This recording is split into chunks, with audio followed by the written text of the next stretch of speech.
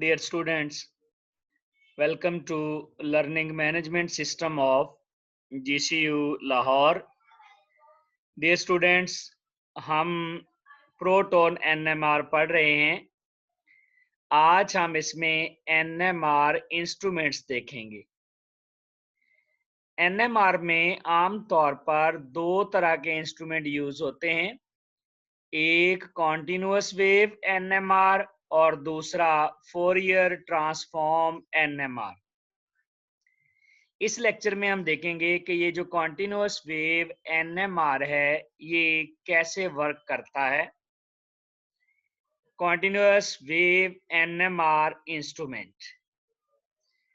Dear students, continuous wave NMR जिसको हम CW-NMR से लिख रहे हैं, इसमें हम क्या करते हैं, हम मैग्नेटिक फील्ड की स्ट्रेंथ को चेंज कर रहे होते हैं और रेडियो फ्रीक्वेंसी वेव्स की फ्रीक्वेंसी कांस्टेंट रखे हुए होते हैं। एक तरीका तो ये है कि हम इसमें मैग्नेटिक फील्ड चेंज करते हैं और आरएफ की फ्रीक्वेंसी बदलते रहते हैं, और दूसरा तरीका है कि मैग्नेटिक फील्ड को कांस्टेंट कर दें और आरएफ की फ्रीक्वेंसी चेंज करते रहें। दोनों तरह से वर्क करता है। या तो हम मैग्नेटिक फील्ड चेंज करेंगे और आरएफ की फ्रीक्वेंसी कांस्टेंट रखेंगे, या फिर हम मैग्नेटिक फील्ड कांस्टेंट रखेंगे और आरएफ की फ्रीक्वेंसी चेंज कर देंगे। इन दोनों में से ये दोनों मेथड ही यूज होते हैं, लेकिन इन दोनों में से जो कॉमन है उसमें मैग्नेटिक फील्ड की स्ट्रेंथ चेंज की जाती है और आरएफ की फ्रीक्वेंसी कांस्टेंट रखी जाती है। एक्चुअली जब मैग्नेटिक फील्ड कांस्टेंट करते हैं तो different protons precess at slightly different frequencies. तो प्रोटॉन्स की फ्रीक्वेंसी में बहुत थोड़ा सा डिफरेंस होता है, जिसकी वजह से स्टडी थोड़ी सी मुश्किल हो जाती है। तो इसलिए हम क्या करते हैं, हम मैग्नेटिक फील्ड कांस्टेंट नहीं रखते, हम कांस्टेंट रखते हैं आर एफ की फ्रीक्वेंसी, और magnetic field from lower to higher change करते जाते हैं, इसकी स्ट्रेंथ को इंक्रीज करते जाते हैं। अब CW-NMR मैग्नेटिक फील्ड आस्ता आस्ता इंक्रीज किया जाता है टू प्रीसेस ऑल प्रोटॉन्स। कंपाउंड में जितने भी प्रोटॉन होते हैं उन सब को प्रीसेस करने के लिए उनका मैग्नेटिक फील्ड, जो एक्सटर्नल मैग्नेटिक फील्ड है, उसकी स्ट्रेंथ को हम आस्ता आस्ता इंक्रीज कर रहे होते हैं। अब जो एक्सटर्नल मैग्नेट होता है, एक्सटर्नल मैग्नेट के दो पार्ट्स होते हैं। नंबर वन, एक मेन मैग्नेट होता है और दूसरा इलेक्ट्रोमैग्नेटिक कॉइल्स होती हैं, पोल्स होते हैं। इलेक्ट्रोमैग्नेटिक पोल्स में से करंट पास करवा के मैग्नेटिक फील्ड की स्ट्रेंथ को चेंज किया जाता है।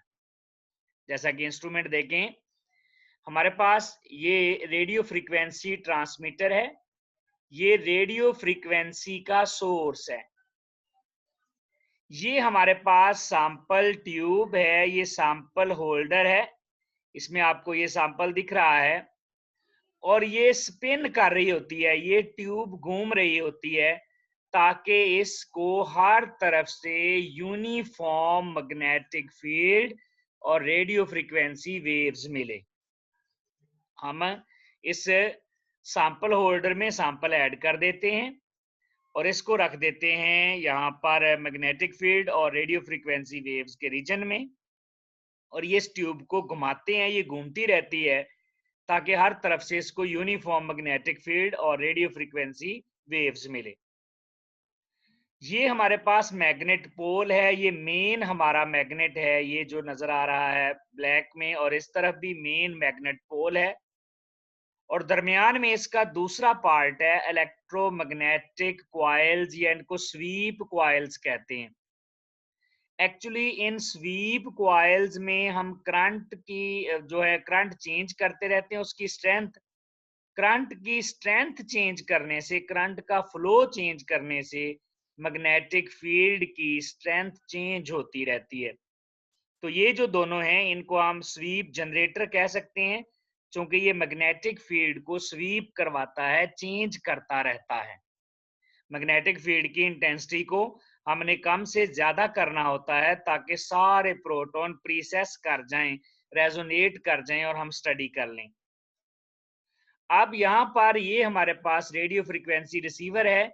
ये यहाँ से जब हम रेडियो फ्रीक्वेंसी वेव्स देंगे, सबसे पहले तो सैंपल को जब मैग्नेटिक फील्ड में रखा तो स्पिन स्टेट्स डीजेनरेट थी, उनकी डीजेनरेसी खत्म हुई, अल्फा और बीटा स्पिन आ गई। अब ज्यादा जो प्रोटॉन ज्यादा न्यूक्लियाई होते हैं वो अल्फा स्पिन में होते हैं, एक्सेस पॉपुलेशन। जब रेडियो फ्रीक्वेंसी वेव्स यहाँ पर बम्बार्ड करते हैं तो अल्फा से बीटा स्पिन हो जाती है, और जब बीटा से वापस अल्फा में न्यूक्लियाई आते हैं तो एनर्जी रिलीज होती है, रेडिएशन एमिट होती हैं। उन रेडिएशंस को रिसीवर रिसीव करता है और फिर सिग्नल को एम्पलीफाई कर देता है और रिकॉर्डर को भेज देता है। रिकॉर्डर हमें एनएमआर चार्ट दे देता है। तो इसका मतलब है मेन पार्ट्स हमारे पास मैग्नेटिक फील्ड है यहाँ पर, जिसमें दो पार्ट्स हैं, एक मेन मैग्नेट और दूसरा ये जो इलेक्ट्रोमैग्नेटिक कॉइल्स हैं, ताकि इनमें करंट का फ्लो चेंज करके मैग्नेटिक फील्ड की स्ट्रेंथ को चेंज किया जाए। रेडियो फ्रीक्वेंसी वेव्स का सोर्स है। फिर हमारे पास यहाँ जो डिटेक्टर है, डिटेक्टर के बाद हमारे पास रिकॉर्डर है। अब देखें CWNMR में पेन जो होता है वो मूव करता है फ्रॉम लेफ्ट टू राइट, यानी पेन मूव करता है from down field to high field. सबसे पहले इसका मतलब है जो स्पेक्ट्रम में स्कैन होते हैं वो डी शील्डेड प्रोटॉन होते हैं, जो डाउन फील्ड वाले प्रोटॉन है वो होते हैं। और फिर आस्ता आस्ता पेन जो होता है वो राइट साइड की तरफ टीएमएस की तरफ आता जाता है, और सबसे आखिर में मोस्ट शील्डेड जो प्रोटॉन होते हैं वो स्कैन होते हैं। अगर हम इसका रेंज चेक कर लें तो ये साइड 0 पे टीएमएस का सिग्नल आता है, ये हमारे पास अप फील्ड है। अप फील्ड का मतलब है यहाँ पर शील्डेड प्रोटॉन्स हैं, और ये वाली साइड हमारे पास जो लेफ्ट साइड है ये लो फील्ड स्ट्रेंथ वाली है, डाउन फील्ड है, ये डी शील्डेड है।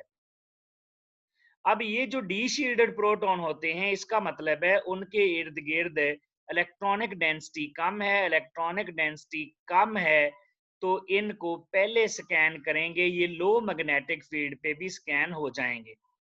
क्योंकि इनके इर्द गिर्द इलेक्ट्रॉन डेंसिटी कम है तो प्रोटॉन डी शील्डेड है, एक्सटर्नल मैग्नेटिक फील्ड को ज्यादा अपोज नहीं करता। यही वजह है ये लो मैग्नेटिक फील्ड पे हम स्टडी कर लेते हैं। तो मैग्नेटिक फील्ड चूंकि लो से हाई किया जाता है, मैग्नेटिक फील्ड की स्ट्रेंथ को आस्ता आस्ता इंक्रीज किया जाता है, तो इसका मतलब है जब मैग्नेटिक फील्ड लो होगा तो ये डाउन फील्ड वाले जो है स्कैन हो जाएंगे, जो पेन है वो हमें सिग्नल रिकॉर्ड कर देगा यहाँ पर। और फिर आस्ता आस्ता मैग्नेटिक फील्ड की स्ट्रेंथ को बढ़ाते जाएंगे तो हम अप फील्ड की तरफ जाते जाएंगे, तो डिफरेंट जो सिग्नल्स हैं वो अपीयर होते जाएंगे। इस एरिया में ग्रेटर इलेक्ट्रॉन डेंसिटी होती है, प्रोटॉन शील्डेड होता है और एक्सटर्नल मैग्नेटिक फील्ड को अपोज करता है, जिसकी वजह से हमें ज्यादा हाई मैग्नेटिक फील्ड की स्ट्रेंथ चाहिए है। तो जो हमारे पास रिकॉर्डर है, वहां पेन जो सिग्नल रिकॉर्ड कर रहा है वो पहले डी शील्डेड प्रोटॉन्स को स्कैन कर लेता है, क्योंकि ये लो मैग्नेटिक फील्ड के पे प्रीसेस कर जाते हैं, और फिर जो हाई मैग्नेटिक फील्ड के प्रीसेस करते हैं वो बाद में स्कैन होते हैं। नेक्स्ट है, ये देखिएगा, ये हमारे पास एक सिग्नल है, ये मेन सिग्नल है हमारे पास यहाँ पर, ये वाला ये मेन एनएमआर सिग्नल है, जबकि इस एरिया को कहते हैं रिंगिंग। अब मेन सिग्नल ये स्वीप की डायरेक्शन है, इस तरफ को स्वीप डायरेक्शन है, यहाँ पर ये रिंगिंग है। अब रिंगिंग की वजह क्या है? एक्चुअली जब पेन जो है वो सिग्नल को रिकॉर्ड कर रहा होता है, स्कैन कर रहा होता है, तो उसका जो स्कैनिंग रेट है वो बहुत फास्ट होता है प्रोटॉन के रिलैक्सेशन रेट से। अब प्रोटॉन जब न्यूक्लियाई हायर से लोअर स्पिन स्टेट में आते हैं, जब बीटा से अल्फा स्पिन स्टेट में आ रहे होते हैं, तो बीटा से अल्फा स्पिन स्टेट में पहुंचने के लिए जो टाइम लगता है उसको कहते हैं रिलैक्सेशन टाइम। जब वो बीटा से अल्फा में वापस आते हैं तो उसको कहते हैं रिलैक्सेशन टाइम। अब उसका रिलैक्सेशन टाइम ज्यादा होता है, स्कैन टाइम थोड़ा होता है। स्कैन टाइम फास्ट होता है, जिसकी वजह से पेन चलता रहता है, यहाँ पर पेन चलता चला जाएगा। और ये पेन के जो स्कैन का टाइम है ये बहुत तेज है, बहुत फास्ट है, एज एज जो हम देखें अगर रिलैक्सेशन टाइम को, तो इससे बहुत ज्यादा है, जिसकी वजह से ये सारी रिंगिंग आती है। तो रिंगिंग की वजह, स्कैन टाइम स्कैन होता रहता है, पेन चलता रहता है बेस लाइन पे, जिसकी वजह से ये रिंगिंग अपीयर होती है। ये जो सिग्नल, ये जो हमारे पास स्पेक्ट्रम है इस तरह से अपीयर होता है, इसको कहते हैं फ्रीक्वेंसी डोमेन सिग्नल। और फ्रीक्वेंसी डोमेन सिग्नल को हम केमिकल शिफ्ट में चेंज कर लेते हैं। जैसा कि हमने पहले भी देखा है कि जितनी फ्रीक्वेंसी प्रोटॉन की होती है, frequency in hertz divided by frequency of the spectrometer in megahertz, तो ये केमिकल शिफ्ट आ जाती है। प्रोटॉन की फ्रीक्वेंसी डिवाइडेड बाय इंस्ट्रूमेंट की फ्रीक्वेंसी इन मेगाहर्ट्ज, तो वो केमिकल शिफ्ट में ये जो फ्रीक्वेंसी डोमेन सिग्नल है ये कन्वर्ट हो जाता है। अब इसमें हम लास्ट में देख लेते हैं, हमारे पास फॉर एग्जांपल है ये फिनाइल एसीटोन का स्पेक्ट्रम है, या इसको हम फिनाइल प्रोपानोन या 2 फिनाइल प्रोपानोन भी कहते हैं, सॉरी 1, ये फिनाइल प्रोपानोन। अब इसमें देखें फिनाइल प्रोपानोन में हमारे पास नंबरिंग इधर से शुरू होनी है CH2 से, तो ये 1 हो जाएगा, ये 2, ये 3, तो ये 1 फिनाइल प्रोपानोन। अब इसमें 3 तरह के प्रोटॉन हैं, एक ये CH3 वाले, ये भी सिंगलेट है, CH2 वाले, और एक बेंजीन रिंग वाले। अब जो बेंजीन रिंग वाले हैं ये यहाँ अपीयर हो रहे हैं 7 to 8, ये 5 प्रोटॉन है, छठे वाले की जगह CH2 लग गया। ये 2 प्रोटॉन CH2 वाले हैं और ये 3 प्रोटॉन हमारे पास आगे CH3 वाले। अब ये जो बेंजीन के प्रोटॉन है ये ज्यादा डी शील्डेड एरिया में है, इसका मतलब है ये लो मैग्नेटिक फील्ड पे प्रीसेस हो जाएंगे, और इनको जो पेन है हमारा, जो रिकॉर्डर है, वो पहले स्कैन कर लेगा। और ये सारे के सारे एक जैसे हैं, अगरचे थोड़ा सा इनमें एनवायरनमेंट में फर्क होता है, लेकिन 60 मेगाहर्ट्ज पे ये एक ही पीक शो करते हैं। अगर मैग्नेटिक फील्ड ज्यादा करेंगे तो ये फिर स्प्लिट हो जाती हैं। इसी तरह ये प्रोटॉन भी सिंगलेट शो करते हैं, क्योंकि इनके दाएं बाएं भी कोई प्रोटॉन नहीं है, और ये भी डी शील्डेड हैं थोड़े से। और लास्ट में ये हमारे पास मिथाइल वाले 3 प्रोटॉन आ जाएंगे, CH3 वाले, ये भी इलेक्ट्रॉन विद ड्राइंग ग्रुप से अटैच हैं, इसलिए 2 पे आ रहे हैं।